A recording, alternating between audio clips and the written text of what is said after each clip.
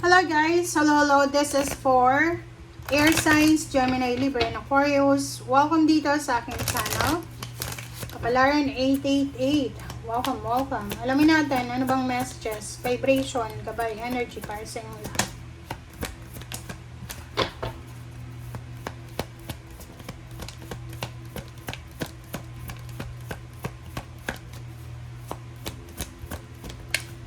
Okay, first card natin is Imprisonment, 2911. Wow, ang ganda. Alright, so, meron ditong air signs, Gemini, Libra, and Aquarius na matagal kang nag-suffer financially.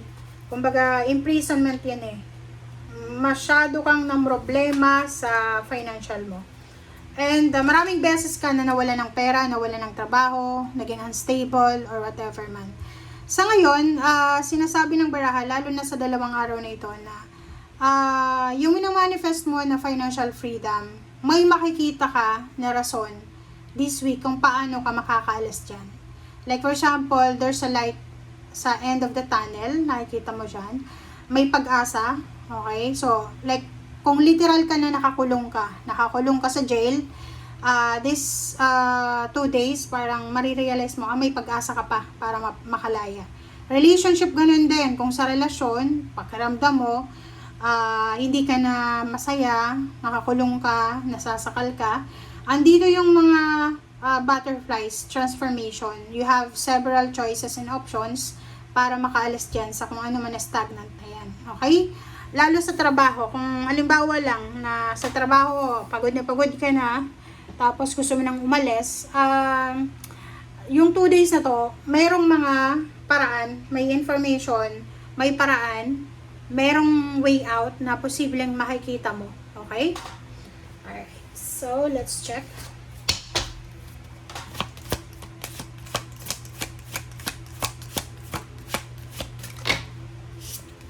Okay, eclipse.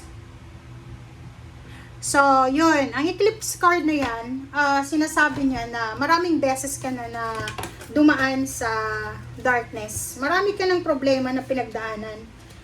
Siguro, masasabi natin na isa ka sa pinaka malakas, resilient na tao dito sa mundong ibabaw. Especially yung Libra. Sinasabi ng bara sa'yo dito na kahit anong problema, kahit anong kadiliman, kahit anong shadow pa ang mapagdaanan mo, kayang-kaya mo yan na mapagtagumpayan kasi nagtagumpay ka na dati. And marami ka ng baon na lesson learned. Okay? Kumbaga hindi ka natakot na kumbaga maghirap, masaktan, parang ganyan. Hindi ka natakot. Kasi nasanay ka na, or kumbaga, anong tawag doon?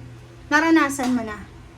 Number 23, sinasabi ng bara sa'yo dito na there's a marriage coming. So, posibleng makikibalita ka, or there's a news coming na yung anak mo ay ikakasal na, or someone dito na ikakasal na.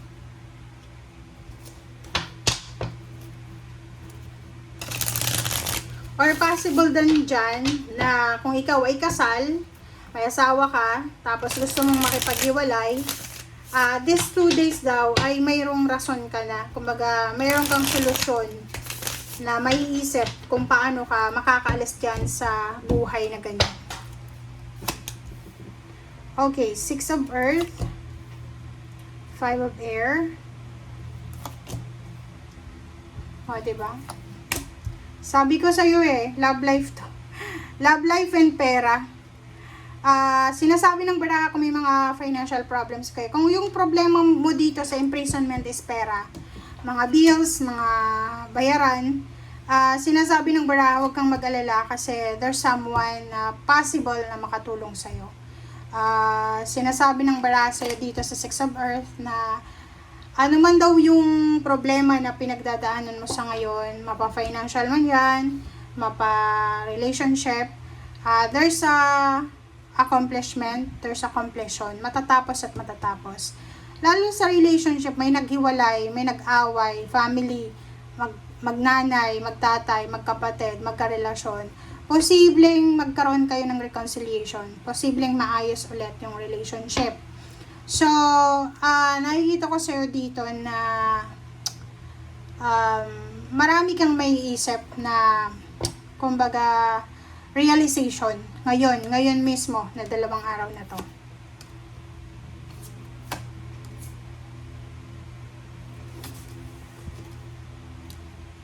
Okay, so, posibleng makatanggap ka ng letter, message, call, chat, or kung ano man yan na matatanggap mo. Sinasabi ng barahan na posibleng tungkol yan sa pera, pwedeng electric bill, or mga bills nyo yan na kailangan bayaran. Sinasabi ng barahan na medyo malulungkot ka sa matatanggap mong letter na yan. But yun na nga, huwag ka daw mag-alala kasi may solusyon ka. May solusyon ka na mahanap, makukuha. Lalo na dyan kung pera yung pag-uusapan na message na matatanggap mo. Diba? Sabi dito sa Queen of Air, ano lang, be happy lang, relax lang. Diba? Ang ganda. Isang napakabilis na emotional news, emotional messages, ang posibleng matatanggap mo. So, aside from, like, may mga financial na obligations ka na matatanggap na bills, meron din na mga messages. Like, yung apo mo, magsisend sa'yo ng message, yung kapatid mo, yung magulang mo, or kung sino man sila. So, napakabilis niya. Napakabilis na mensahe, napakabilis na offer, napakabilis na situation ito na papasok sa buhay mo. Na pwedeng magdala sa'yo ng kalma, na pwedeng magdala sa'yo ng compassion. Ang nakikita ko dito isang unexpected na news about baby, unexpected news about pregnancy, parang ganon. And sinasabi ng bara sa'yo dito na regarding sa family life, lalo na kung yung pamilya mo ay masyadong magulo, yung pamilya mo ay palaging nag-aaway, yung pamilya mo ay palaging may misunderstanding, nag-aaway dahil sa pera, nag-aaway dahil sa walang kwentang bagay. Sinasabi ng bara sa'yo dito na sa 2 araw na ito, meron kayo na, kumbaga, marirealize. There's a realization, kumbaga, the universe will give you some realization na marirealize nyo na importante yung pamilya. Importante yung pamilya, yung pagmamahal. Kasi blessings ang pamilya. Marirealize mo na yung iba, walang pamilya, walang pamilya pero they are wishing for a family. Pero kayo, meron kayong pamilya, pero panay away, gulo, ganyan, ganito. And yun guys, yun ang nakikita natin. Thank you guys. Bye!